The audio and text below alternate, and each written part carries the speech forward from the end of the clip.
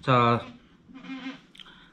말씀이 은혜의 수단이 되는 게 중요합니다. 말씀이 은혜의 수단이 된다는 것이 중요하고요.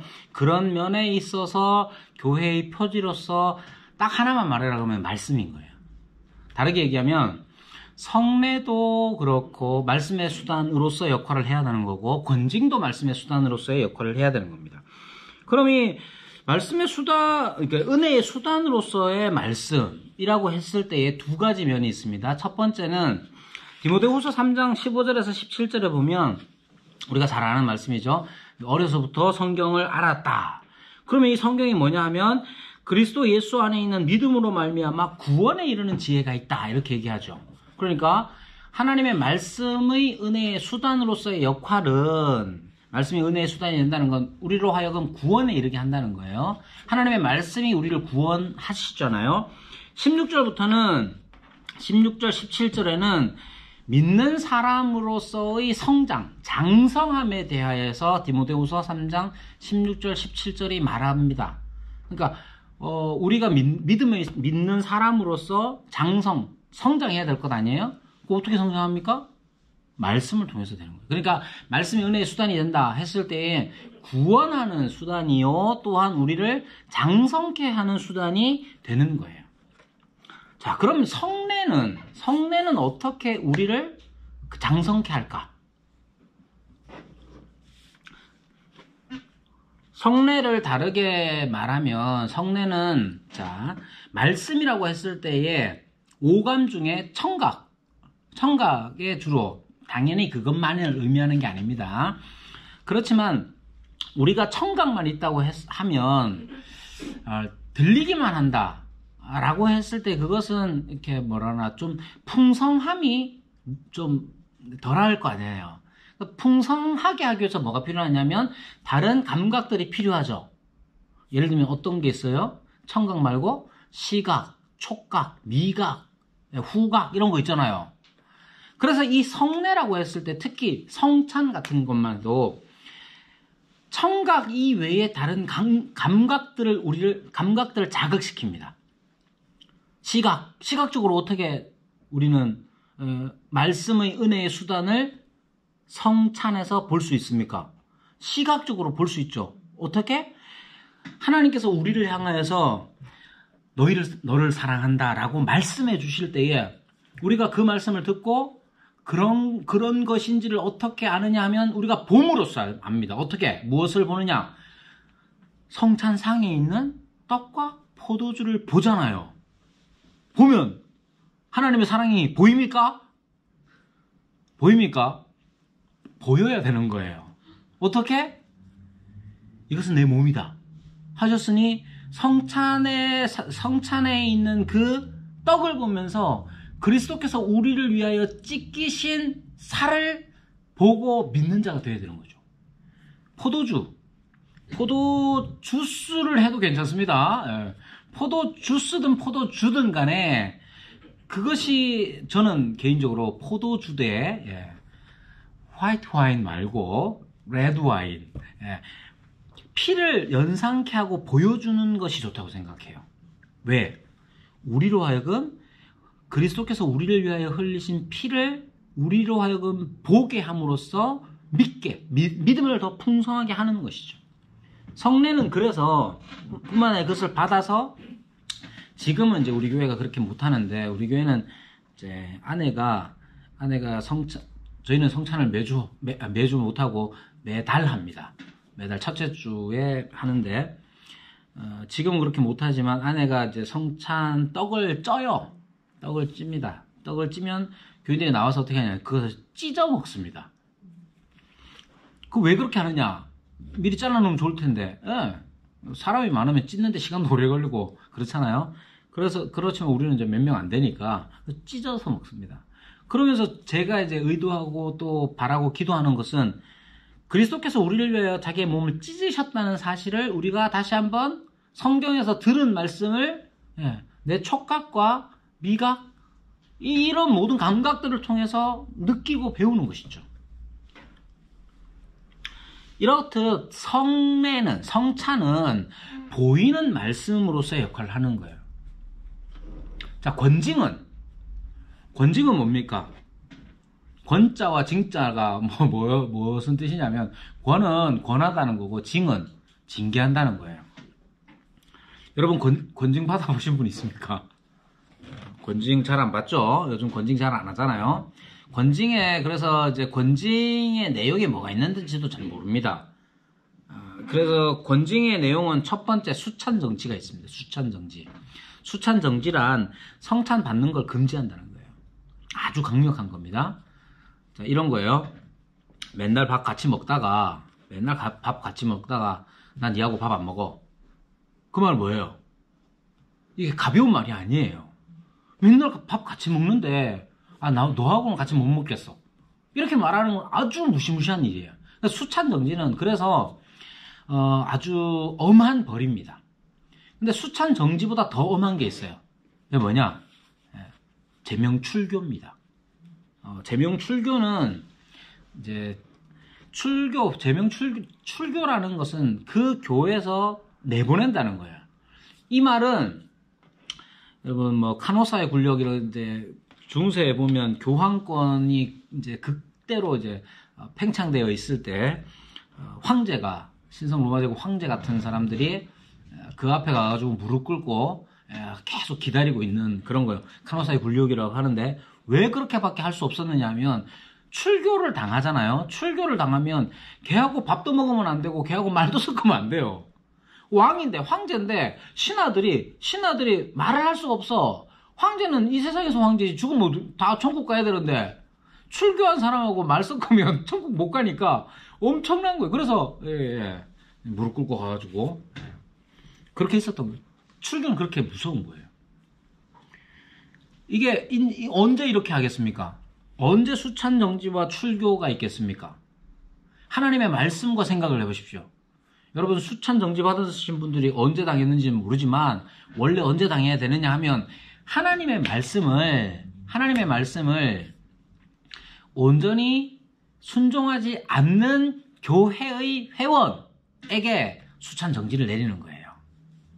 목사님들이 막 성질 나가지고 야 너 수찬정지 그렇게 하는 게 아니고 하나님의 말씀을 아주 고의적으로 어기고 교회의 하나됨을 깨뜨리는 경우에 권징하기 위해서 수찬정지를 하는 겁니다. 그러니까 권징이라는 것도 하나님의 말씀이 은혜의 수단으로서 역할을 해야 되는데 권징에 있어서의 은혜의 수단이라는 것은 칼빈이 기독교 강요에서 말하는 것처럼 이 권징의 목적은 이 사람을 내어 쫓는다는 게 목적이 아니라 그 사람을 잠시 어두운 곳에 두어서 그로 하여금 다시 돌아오게끔 쉽게 표현하면 정신 차리게끔 하는 게 권징의 목적이에요. 그리고 이것은 은혜의 수단이 되는 거죠. 말 안 들으면 어떻게 됩니까?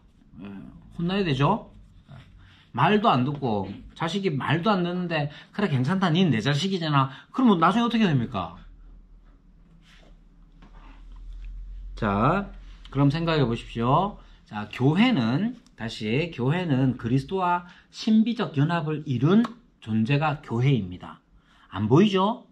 안 보이는데 하나님께서는 교회가 무엇인지 마크를 주셨어요. 마크들을 주신 거죠. 마크들. 그러나 이 교회의 표지라고 하는 것은 세 가지로 말씀과 성례와 권징을 말하는데 다 말씀에 관한 것입니다. 말씀. 그리고 그렇다면 이 말씀이라는 것은 은혜의 수단으로서의 역할을 해야 말씀이 말씀인 것이다 라는 겁니다. 그리고 은혜의 수단이 된다는 것은 구원의 도구가 될 뿐만 아니라 우리의 믿음, 신자들의 믿음을 장성케 하는 일에 이 말씀이 역할을 하는 겁니다. 그리고 거기에 보이는 말씀으로서의 성례, 그리고 권징이라는 것이 들어가게 되는 것이죠. 이 모든 것들을 성화의 관점에서 생각해 보십시오. 성화라는 것은 지난 시간에도 말씀드린 것처럼 우리가 하나님과의 관계 안으로 들어와서 하나님과 관계 맺음을 나타내는 겁니다. 그래서 성화의 가장 기본은 하나님이 내 앞에 계셔야 되는 거예요. 하나님 내 안에 계셔야지 뭐 이렇게 말할 수 있지만 우리가 하나님과 관계 맺어 사는 삶을 좀 더 잘 느끼기 위해서는 하나님이 내 눈앞에 빡 있다고 생각해야 되는 거예요. 그래야 성화가 이루어지는 겁니다. 하나님이 내 눈앞에 딱 계시면서 내게 말씀하여 주시잖아요. 그 말씀하여 주심이 교회적으로 이루어져야 한다. 그때의 그 말씀을 교회의 표지라고 하는 겁니다. 그렇게 해야 성화가 이루어지는 거예요. 자, 두 번째로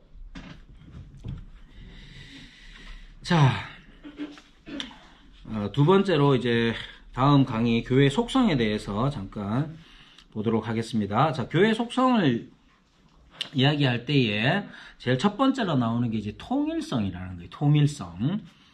자, 이 통일성이라는 게 유니티라는 것이 어떤 것이냐 하면 이거는 한편으로 생각하면 교회 존재를 생각하면 자연스러운 겁니다. 자연스러운 거. 즉 어떤 거냐? 교회는 반복적으로 말씀드리지만 그리스도와의 연합입니다. 그것을 성경에서 신약 성경에서 그림 언어로 표현할 때 그리스도와 그리스도의 몸, 그리스도의 몸을 이루었다라고 말하는 것이죠.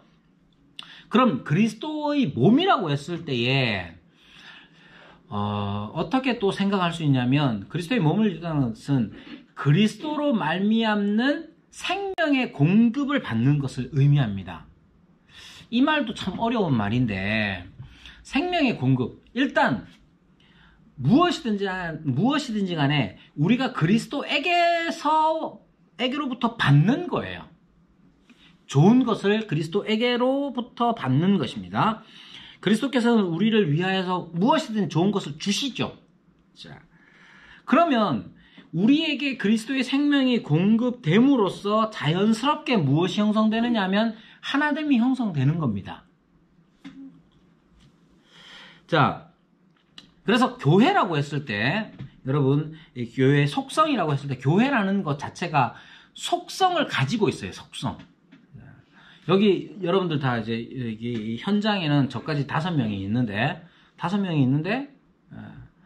다 다르죠.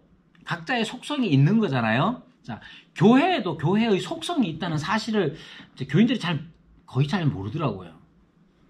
자, 그러면 어떤 교회가 좋은 교회냐라고 물으면 제가 저다운 게 좋은 거잖아요. 예? 제가 아내랑 저희 아내는 저랑 많이 다릅니다. 완전 달라요. MBTI 해보면 딱 정반대예요. 제가 E면 I고 뭐 딱 정반대입니다. 제가 아내랑 같이 살면서 당연히 영향을 받지만 제가 만약에 아내처럼 한다면 그건 이상한 거잖아요. 여러분, 그건 내가 나다운 게 좋은 것이듯이 교회의 미덕이란 교회가 교회다운 거예요. 그러니까 교회다움이 뭐냐 했을 때 교회 안에 내재되어 있는 속성이라는 게 있단 말이에요. 교회가 교회다운 것은 교회의 속성을 잘 발휘할 때에 교회가 좋은 교회예요. 자, 이거 참 위험한 발언을 좀 해볼게요. 위험한 발언. 교회가 돈이 많으면 좋은 교회입니까? 아니, 나쁠 건 없지요. 당연히. 나쁠 건 없습니다. 근데 그거 하나만 생각해 보시오. 교회가 돈이 많으면 좋은 교회입니까? 당연히 생각할 게 많이 있습니다. 사람들이 신실하고 감사가 넘쳐서 헌금을 많이 해. 그럼 좋은 교회일 수도 있죠. 그런 저변에 깔린 거 말고 그냥 그 현상적인 거 하나만 생각해 보면 되는 거예요. 그럼 어떤 교회가 좋은 교회냐? 교회가 교회다워야 된다. 그럼 교회다움이 뭐냐? 돈이 많은 거. 이럴 수는 없잖아요. 그래서 첫 번째로 이야기하는 게 바로 통일성이라는 거예요. 자, 교회라는 것은 그리스도와 신비적 연합을 이룬 거잖아요. 신비적 연합은 그리스도의 몸, 머리와 몸의 관계로 생각해 보면 어떻게 분리될 수가 없는, 그리스도와 분리될 수가 없는 거예요. 그것이 가장 중요한 교회의 첫 번째 속성이라는 거예요. 그러면 그리스도가 머리가 되시고 우리가 그의 몸의 지체다라고 했을 때는 가장 기본적으로 우리가 그리스도를 담는 일에 있어서 하나가 되어야 되는 겁니다. 우리는 이미 그리스도와 하나가 되었고, 통일성 하나가 되었고, 또한 그리스도를 닮아가는 일에 하나가 되는 거예요. 자, 그리스도를 닮는 일 어떤 거겠습니까? 그리스도를 닮는 것은 그분의 품성을 닮아가는 것이죠. 그리스도의 가장 대표적인 품성이 뭐겠습니까? 당연히 사랑이라고 할 수 있겠죠. 자, 그러면 통일을 이룬 그리스도와 연합된 우리가 그리스도의 생명의 공급을 받는다면 주님께서 주시는 것으로 말미암아 그리스도를 닮아가는 거예요. 즉, 이 말은 우리가 우리 서로를 향하여서도 그리스도께서 우리를 사랑하신 것 같이 서로 사랑하는 자가 되는 것이죠. 이렇듯 이게 이제 또 영어를 써서 좀 그런데 이 커뮤니언이라고 합니다. 커뮤니언이라고 하는데 이거를 이제 번역을 하면 쉽게 번역하면 뭐냐면 여러분들이 많이 쓰는 말 교통. 여러분 교통 언제 씁니까? 사도신경 할 때 쓰잖아요. 교통. 그죠? 그때 그 교통이 이 커뮤니언이에요. 이 말을 커뮤니언이라는 말을 천주교에서는 어떻게 쓰느냐 하면 영성체라고 번역해서 씁니다. 영성체. 미사 때 이렇게 받는 거 영성체, 커뮤니언. 왜 그게 커뮤니언이야? 이 사람들 생각에는, 이 천주교인들 생각에는 이 영성체가 우리 입으로 딱 들어올 때, 그리스도의 몸이 딱 들어올 때, 그리스도와 그 떡 자체가 그리스도와 커뮤니언, 교감시키고 하나 되게 만들어준다고 해서 영성체를 커뮤니언을 영성체라고 하는 거예요. 자, 천주교에서는 이렇게 아주 은혜의 주입의 방식으로 교통을 이해합니다.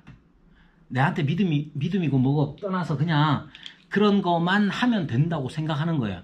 우리는 이 교통이라는 것이, 커뮤니언이라는 것이 그리스도와 이미 연합되어 있어서 우리가 믿음으로 말미암아서 연합되었잖아요. 그 연합된 것들의 실제적인 교감, 교제, 교통 자체가 통일성에 있어서 가장 중요한 말이에요. 그러니까 여러분들이 교회를 다닌다고 하면서, 교회를 다닌다는 말도 엄밀하게 말하면 말이 안 되는 말이죠. 이미 교회인데. 그죠? 자, 그러나 우리가 익숙한 표현으로 하자면 교회를 다닌다고 하면서 혼자만 있는 사람들 있죠? 그건 안 되는 거예요. 그 사람도 문제지만 혼자 있게 냅두는 것도 문제야. 아주 문제예요. 왜? 교회는 커뮤니언이에요. 커뮤니언. 이 교통 자체가 교회의 가장 중요한 것. 여러분 통일성이라는 게 생각해 보십시오. 자, 교회의 통일성. 야, 우리 교회는 하나가 되어야지. 어떻게 하나가 됩니까? 색깔 전부 다 똑같은 옷으로 입고 와. 그럼 하나가 되는 겁니까? 그런 건 나타내는 거잖아요. 본질적으로 중요한 건 커뮤니언이에요. 교통, 교감, 교제란 말이에요. 그러면 이건 어디에 근거한 거냐 했을 때 기본적으로 그리스도와 우리 사이의 신비적 연합이라는 것이 가장 바탕이 되어서 그 결과로서 커뮤니언이 일어나는 거예요. 이러한 교통함이, 그리스도와 우리의 교통함이 있을 뿐만 아니라 그리스도의 생명의 공급을 받는 자로서 우리 서로 간의 커뮤니언이 있어야 되는 거예요. 그게 뭐다? 교회다. 교회의 속성은 뭐다? 교회의 통일성이다. 근데 그 통일성, 유니티라는 것이 어떻게 오느냐? 커뮤니언을 통해서 오는 거예요. 교감을 통해서, 교통을 통해서 오는 거예요.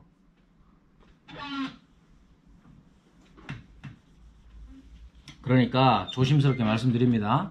좋은 의자에 앉아서 좋은 조명에 좋은 음향에 앉아가지고 혼자 감격적으로 기도하고 탁 일어나서 혼자 가. 그런 교인들이 5,000명이야. 그럼 좋은 교회냐? 이렇게 생각하는 거예요. 비록 조명도 안 좋고, 의자도 안 좋고, 뭐 다 안 좋아. 근데 거기 가면 그리스도의 사랑을 느낄 수가 있어. 그럼 그런 교회가 좋은 교회인 거예요. 우린 다 어떻게 해야 됩니까? 얼마나 큰 건물을 가지고 있느냐의 문제가 아니에요. 그 속에서 커뮤니언, 교통이 일어나는 것이 가장 중요한 거란 말입니다. 그러니까 이 원래 보이지 않는 교회라고 하는 것 자체가 이 부르심을 받은 신자들이 가지는 이 교통이라는 것이 중요해요. 그러니까 사람들이 자꾸만 교회를 이야기할 때 교회는 건물이 아니야. 교회는 사람들이야. 신자들의 모임이야. 신자들의 모임이 이런 식으로 네. 하나가 함께 한 자리에 모여 있어. 이런 게 교회냐고 물어봐야 되는 거예요. 이런 게 교회가 아니라 이들이 다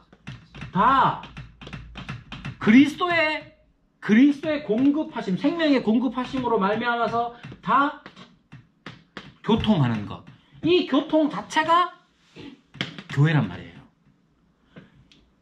그리고 이렇게 커뮤니언을 이룬 공동체를 커뮤니티라고 하는 거예요.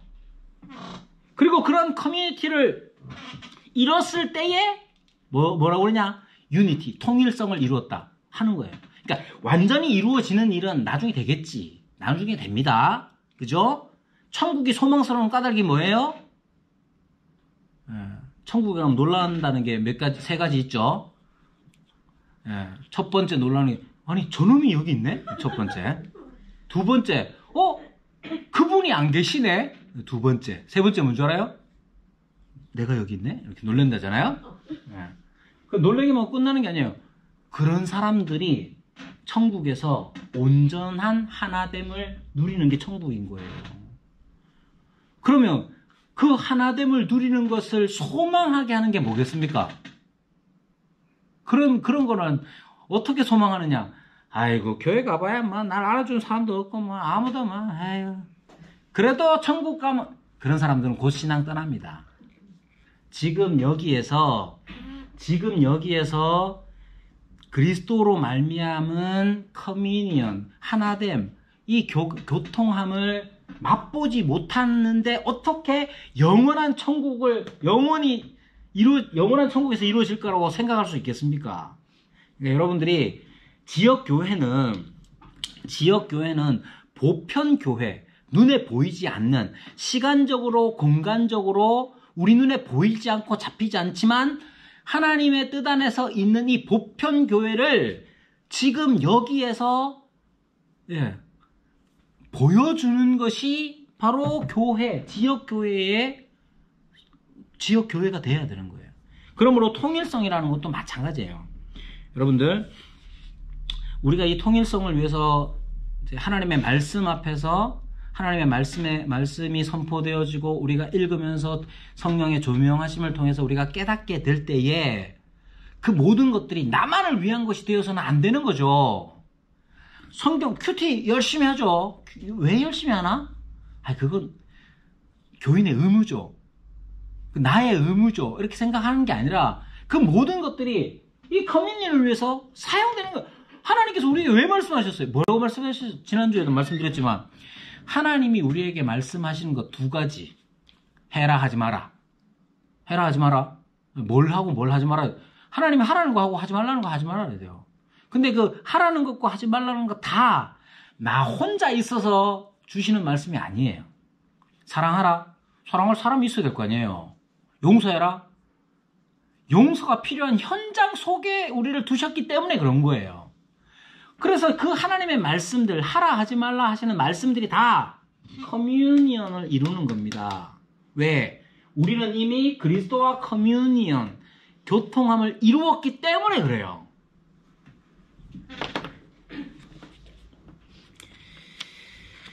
자, 두 번째는 거룩성입니다. 자, 거룩성이라는 것은 여러분, 거룩이라는 거 지난 시간에 말씀드렸죠. 거룩의 기본적인 개념은 접근할 수 없음이에요. 구별됨이란 말이에요. 자, 교회의 거룩을 이야기할 때 이 개념 잘 알아야 됩니다. 자꾸만 이제 거룩이라는 걸 도덕 윤리적으로만 생각을 하는 경우가 많아서 다시 말씀을 드립니다. 거룩이라는 건 하나님의 하나님다우심입니다. 하나님의 속성이라고 말하기보다는 우선적으로는 하나님의 하나님다우심. 그건 뭐냐? 하나님 우리와 구별된 분이잖아요. 그래서 전도서 5장에도 너는 땅에 있고 하나님은 하늘에 계신다. 이거예요. 그 말은 하나님과 우리는 다른 존재라는 거예요. 접근할 수 없음. 그런데 거룩이라는 개념이 이 접근할 수 없음에서 어떻게 또 나오느냐 하면 타락으로 말미암아 이 죄인이 접근할 수 없는 하나님을 만나게 될 때, 혹은 하나님께서 우리에게 찾아오셨을 때에 죄인인 우리에게서 느끼는, 깨닫게 되는 감정들, 깨닫게 되는 것들이 있죠. 그건 뭐냐? 하나님이 나와 구별된 분인데 나는 어떤 존재냐면 나는 죄인이야. 그래서 나의 불결함을 느껴요. 나의 죄됨과 나의 불결함을 하나님 앞에서 느낀단 말이에요. 그때 하나님은 어떤 분이냐 하면 죄가 없는 분이고 순결하신 분이고, 나는 악을 저지르는 분인데 하나님은 악을 저지르지 않는 분이에요. 그런 의미에서 윤리적인 개념이 포함되는 겁니다. 자, 교회의 거룩성이라는 것도 마찬가지예요. 가장 중요한 건 하나님께서 우리와, 거룩의 개념, 하나님께서 우리와 구별된 분이다. 하나님은 우리에게 접근할 수 없는 분이고 구별된 분이라는 거죠. 그런데 어떻게 했습니까? 하나님이 우리를 불러서 하나님 곁으로 불러주셨잖아요. 우리는 그래서 어떻게 됐습니까? 거룩한 자가 된 거예요. 하나님 편으로 와 있어서. 내가 거룩하기 때문이 아니라 하나님께서 불러주신 그 하나님이 거룩하시기 때문에 그런 것이죠. 그러면 이렇게 거룩해진 우리에게서 욕망돼요. desire. 그러니까 욕망이라는 단어 자체가 좀 이상하게 쓰이긴 하지만, 욕구라는 게, 이게 하나님 편으로 온 우리의 욕구라는 게 뭐냐면 하나님과 같이 되는 거예요. 하나님이 좋아하는 걸 좋아하고 하나님이 원하시는 것을 함께 기뻐하는 것, 그것이 하나님 편으로 온 사람의 가장 중요한 욕구가 되는 것이죠. 그러면 우리에게서 어떤 것이 생기느냐면, 하나님을 위해서 하나님의 이 거룩하신 경영하심과 하나님의 그 경영의 목적에 맞추어서 나 자신을 드리고 싶은 마음이 생겨나는 거예요. 교회는 어떤 곳이냐 하면 윤리적으로 선한 일, 정의로운 일, 그러니까 여러분, 선하다, 의롭다, 옳다, 이런 것도 대단히 상대적입니다. 제가 이제 상대주의를 말하는 게 아니에요. 니도 옳고 너도 옳고 다 옳아, 이런 얘기를 하는 게 아니라, 선이라는 것 자체, 의롭다, 옳다라는 것 자체가 상대적이에요. 지난번에도 말했잖아요. 지난번에도 말씀드린 것처럼 제가 제 아들한테 야 이놈아 하는 건 크게 비난받을 일이 아니에요. 근데 제가 장로님한테 가지고 야 이놈아 그러면 똑같은 말인데 다르잖아요. 마찬가지예요. 자, 여러분, 거룩이라는 것도 교회의 거룩성이라는 것은 기본적으로 우리가 우리의 모든 것들을 하나님의 경영하심, 하나님의 경륜, 하나님의 의도와 목적을 따라서 하나님을 위하여서 구별하여 드린다라고 하는 게 교회의 거룩성이에요. 교회 자체도 세상에서 얼마나 유용한가가 속성이 아니에요. 하나님을 위하여 우리가 얼만큼 우리 자신을 구별하여 드리느냐가 중요한 거죠.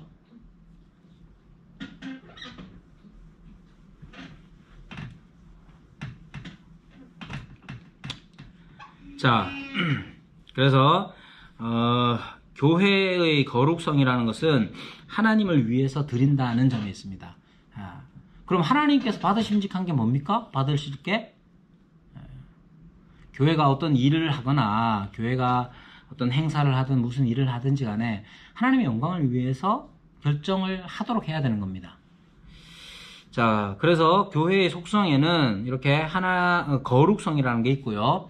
이 보편성이라는 게 또 있습니다. 보편성은 뭐냐 하면, 자, 이 보편이라는 말은 사실은 굉장히 쉽지 않은 말이에요. 보편적이다 그러면 누구나 다 이런 뜻이잖아요. 그러나 그것보다도 훨씬 더 본질적이고, 그리고 교회의 보편성이라는 것은 생각해 보십시오. 시간적인, 공간적인 것에 있어서 제약이 없는 게 보편적이다. 보편의 의미예요. 유니버셜하다는 거죠. 그러니까 시간적으로 공간적으로 제약이 없는 거예요. 교회는 어떤 것이냐? 여러분들 교회를 생각할 때 기본적으로는 뭐 예를 들면 그의 나라 교회, 이렇게 동흥교회 뭐 이런 식으로 하나의 지역 교회를 생각하잖아요. 그러나 이 교회 안에는 교회라는 것 자체는 그것보다 훨씬 더 큰 개념을 담고 있다는 걸 생각해야 됩니다.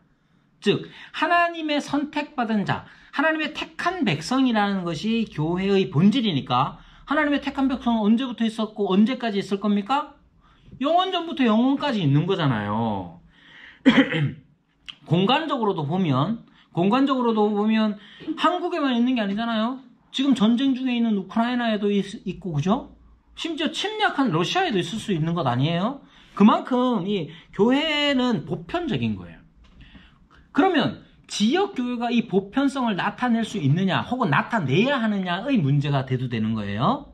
그래서 지역교회, 예를 들면 이 동네가 무슨 동이고, 자 모르겠고, 자 우리 교회는 포항시 환호동에 있습니다. 포항시 환호동에 조그마한 건물에 이렇게 새들어 있는데 이런 교회가 조그만한데 새들어 있는 이 교회 예배당을 사용하고 있는 이 교회가 과연 보편성을 나타낼 수 있는가? 나타낼 수 있어야 되는 거예요. 어떤 식으로 나타낼 수 있느냐? 다 나타낼 수는 없습니다. 그러나 그 해당되는 범위 안에서 그것을 나타낼 수 있도록 해야 되는 거예요. 쉽게 얘기하면 이런 거예요. 교회는 쉽게 표현하면 교회에는 못 올 사람이 있을까요, 없을까요? 하나님께서 하나님의 택한 백성은 키 170 이상, 몸무게 100kg 이상만 온다 그러면 다 못 가잖아요. 심지어 저도 못 가요. 100kg 안 되니까. 자, 만약에 그렇다면 모르겠는데 하나님께서는 어떻습니까? 키 140 이하도 하나님께서는 택하시고 심지어 300kg 이상도 택하시잖아요. 그러니까 교회는, 우리 지역 교회는 보편교회를 다 드러내지는 못해요. 보편교회를 다 드러낼 수가 없어요. 그럼에도 불구하고 보편성 자체가 아예 제한을 받지 않도록 해야 되는 거죠. 그래서 교회로 누가 올 수 있느냐 했을 때 누구나 다 올 수 있어야 돼요. 교회의 구성원도 어떤 교회가 좋은 교회냐, 쉽게 표현하면 애부터 시작해가지고 할아버지 할머니들까지 다 있는 교회가 좋은 교회예요. 근데 어떤 교회를 갔더니 30대 여자들만 있어. 왜 그럴까요? 만약에 그렇다면 왜 그럴까요? 문제가 있는 거겠죠. 물론 그래도 교회로서 인정을 해야 됩니다. 교회의 표지는 뭐다? 하나님 말씀이다. 그래서 그런 교회들도 인정을 해야 되는 것이지만 부족함이 있는 거예요.